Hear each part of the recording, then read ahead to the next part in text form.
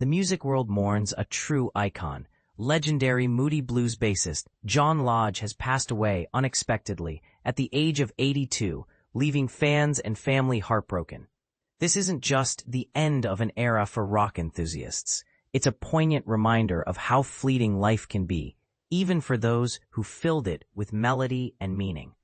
But here's where it gets personal. Lodge's story isn't just about hits and harmonies. It's about a man who balanced stardom with deep family ties and unwavering faith. Stick around, because we're diving into the details that made him unforgettable. And trust me, there's more to this tale than meets the eye. John Lodge, the beloved singer and bassist of the Moody Blues, has sadly departed this world at 82, as announced by his grieving family. He stepped into the spotlight in 1966, teaming up with fellow vocalist Justin Hayward after the exit of original members Denny Laine and Clint Warwick. In a heartfelt tribute his loved ones shared, it is with the deepest sadness that we have to announce that John Lodge, our darling husband, father, grandfather, father-in-law, and brother, has been suddenly and unexpectedly taken from us. They painted a picture of a man whose heart was as vast as his talent, emphasizing how his devotion to his wife Kirsten and their family always came first, closely followed by his passion for music and his strong faith. Lodge passed away peacefully, encircled by those he cherished most, with the timeless tunes of the Everly Brothers and Buddy Holly playing softly in the background, a fitting soundtrack for a life steeped in song. We will forever miss his love, smile, kindness, and his absolute and never-ending support, the statement continued. We are heartbroken, but will walk forward into peace, surrounded by the love he had for each of us. As John would always say at the end of the show, thank you for keeping the faith.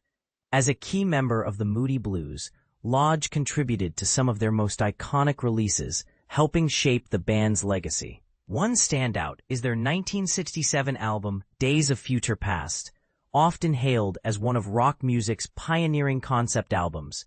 For beginners, think of a concept album as a full-length record where all the songs are linked by a central theme or story, creating a cohesive narrative, like a musical journey rather than just a collection of tracks.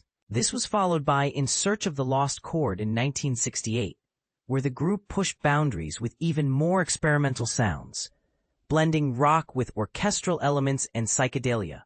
Born in Erdington, Birmingham, Lodge grew up in the heart of England's industrial Midlands, attending Birches Green Junior School, Central Grammar School, and later studying at the Birmingham College of Advanced Technology. He tied the knot with his wife Kirsten in September 1968, and together they raised two children, daughter Emily and son Kristian. Interestingly, Emily inspired the song Emily's Psalm from the 1971 album Every Good Boy Deserves Favor, showcasing how Lodge wove his personal life into his art. Throughout his career, Lodge performed on beloved tracks like Nights in White Satin, Question, and Isn't Life Strange, which became staples in rock playlists. He was part of albums such as On the Threshold of a Dream 1969, To Our Children's Children's Children 1969, A Question of Balance 1970, Every Good Boy Deserves Favor 1971, and Seventh Sojourn 1972. These works marked the Moody Blues' shift into full-fledged progressive rock, a genre that emphasizes complex compositions, longer songs, and intricate instrumentation, often drawing from classical music influences. Imagine epic, story-driven pieces that unfold like symphonies, far removed from simple 3-minute pop hits. And this is the part most people miss. Lodge's later contributions, including the 1977 album Octave, which steered the band toward a more accessible pop style, and their final studio release, December 2003, a festive collection of Christmas tunes. The group kept touring live until 2018, the very year they earned induction into the Rock and Roll Hall of Fame, a prestigious honor recognizing their groundbreaking impact on music history. But here's where it gets controversial. Lodge openly identified as an evangelical Christian, crediting his faith with steering him away from the wild excesses often associated with rock stardom. In an industry rife with tales of debauchery, his commitment to family and spirituality stands out. Was this a refreshing counterpoint to the stereotypical rock lifestyle, or did it limit his creative freedom? Some fans might argue it added depth to his persona, while others could see it as a missed opportunity for rebellion. What do you think? Does faith enhance or hinder an artist's edge in the music world? His family statement added touching layers to his legacy. He was never happier than being on stage. He was just a singer in a rock and roll band.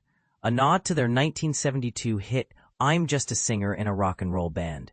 And he relished performing alongside his son-in-law John, collaborating with daughter Emily and son Kristian, and cheering on his grandson John Henry's football dreams, even fantasizing about him suiting up for Birmingham City, the championship team he passionately supported.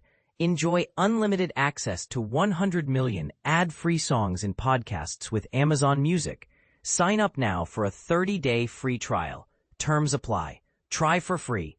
https://amzn.to/32gaydyhr. If you sign up to this service, we will earn commission. This revenue helps to fund journalism across the independent. Enjoy unlimited access to 100 million ad-free songs and podcasts with Amazon Music. Sign up now for a 30-day free trial. Terms apply. Try for free. https://amzn.to. Advertisement. If you sign up to this service, we will earn commission. This revenue helps to fund journalism across the independent. Lodge's life was a beautiful blend of fame and humility, proving that rock legends can prioritize love and belief without sacrificing their craft. As we reflect on his passing, it prompts us to ponder, how do we balance personal values with public personas in the spotlight? Do you agree that his faith made him a more grounded artist, or do you see it as a barrier? Share your thoughts in the comments. Let's discuss and keep the conversation going, just as John would have wanted us to keep the faith.